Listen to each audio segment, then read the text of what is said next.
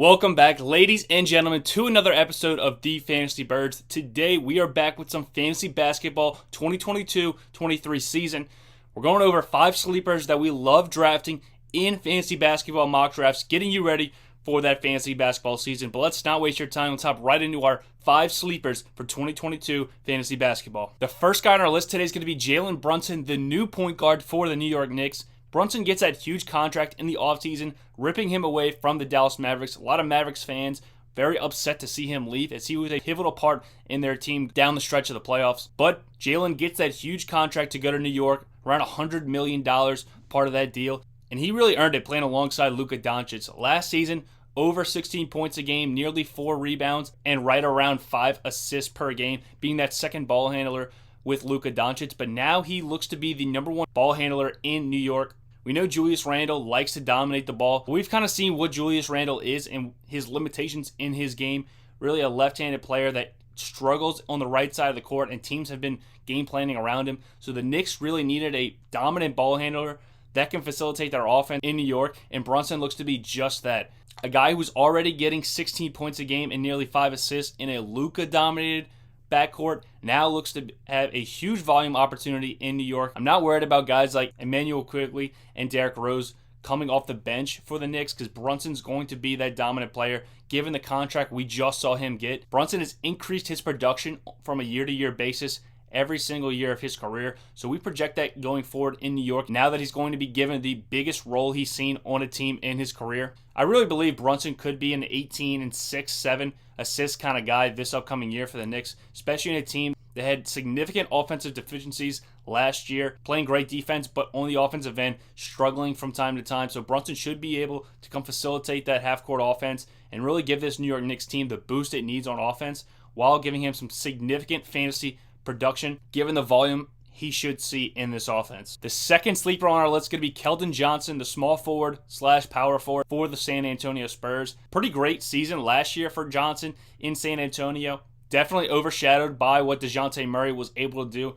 Murray, a clear league winner last season for the numbers that he was producing. Nearly a triple-double on a nightly basis for Murray. But we know DeJounte Murray gets shipped to Atlanta in the offseason. A very surprising move for a lot of people, but San Antonio clearly going for a rebuild this upcoming year. If we look at Keldon Johnson's numbers last season, 17 points and 6 rebounds are very solid numbers for where Keldon Johnson's going right now in drafts, and that's not even taking into account the leap that he could make given the fact that there's so much more volume opportunities in this San Antonio team. With a ball-dominant player like Murray out of town, there's going to be so much more usage to go around. Devin Vassell, definitely another guy I want to be keeping an eye on this upcoming year, but with no standout point guard for San Antonio, Keldon Johnson should look to get a lot more looks this upcoming year and increase his points per game and probably rebounds per game, given the fact he's going to be way more involved in this San Antonio offense. 6'6", 220-pound forward for the Spurs. Definitely a guy I want to be betting on this year, considering he's only 22 years old. He still can elevate his game. And Johnson, definitely a guy who can have a career year this upcoming season,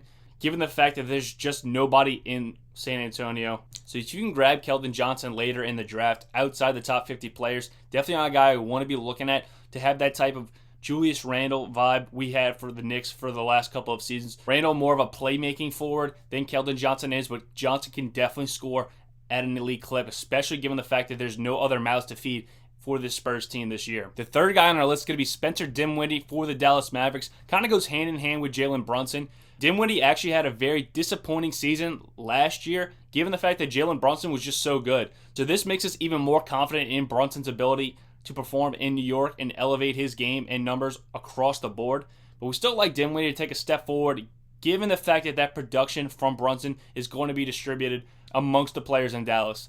Yes, Luka Doncic is such a ball-dominant player. He's going to dribble the air out of the ball. But Dallas needs a second ball handler on this team. They've been trying to get one desperately, and Dinwiddie should be that option now that Brunson's no longer on the team. If Dinwiddie can facilitate the second unit offense, get these lobs going with newly acquired Christian Wood and JaVale McGee, Dinwiddie could increase his assist numbers and get back to that Brooklyn form that we saw a couple years back when he was dominating and impressing a lot of people around the NBA. So if Dinwiddie can become that number 2 in this backcourt, we definitely like his production, given the fact that everyone is down on him after his poor performance last season. But now that Brunson's gone, we expect him to make that jump back up to relevancy in fantasy. So we love grabbing Dinwiddie if you can get him very late in drafts, which is he going right now. I don't want to pay a high price for him given how poor he played last season, but he should see increased minutes, which should lead to more points per game and assists in that offense. The fourth guy on our list is going to be Colin Sexton, now of the Utah Jazz, traded in a very surprising offseason trade. Donovan Mitchell getting dealt to the Cleveland Cavaliers, and Sexton on his way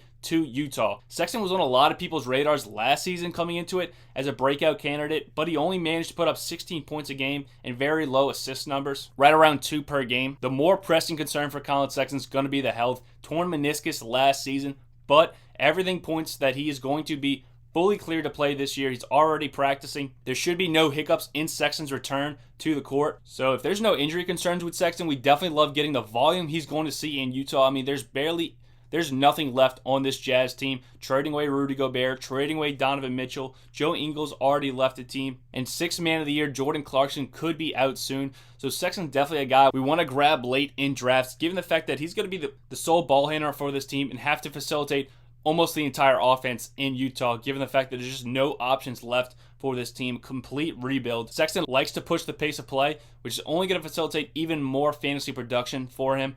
We expect his fantasy points to go up, given the fact that he's not going to be held back by Darius Garland, which was a huge thorn in his side as Garland matured and became a very reliable point guard, not only in the NBA, but also in fantasy. Garland very much overshadowed what Sexton was able to do.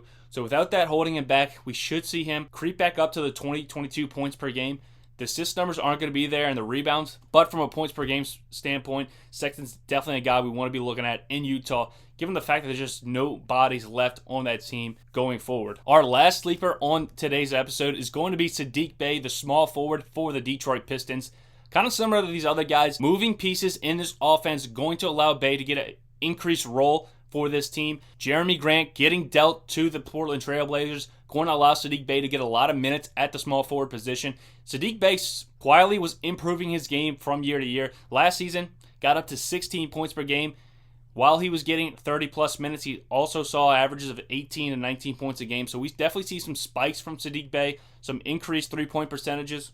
For a team that really has nothing at the small forward position outside of Hamidou Diallo, this is a team loaded up on point guards with Jaden Ivey, Cade Cunningham, and even Killian Hayes. So Saddiq Bey definitely could establish himself as the starting small forward, which he will be, and could establish himself in this offense to get 30 to 35 minutes a game, where he's going to produce outside of these great ball handling point guards in Jaden Ivey and Cade Cunningham. I really like the outside shooting Bey can bring to this Detroit team, especially if he's going to be getting set up by a promising young player in Cunningham. So if his role is secure in Detroit, you're getting a steal on him on how late he's going in drafts, given the fact that he's going to produce these points for his team, especially from outside the arc. Bey's become a very reliable shooter.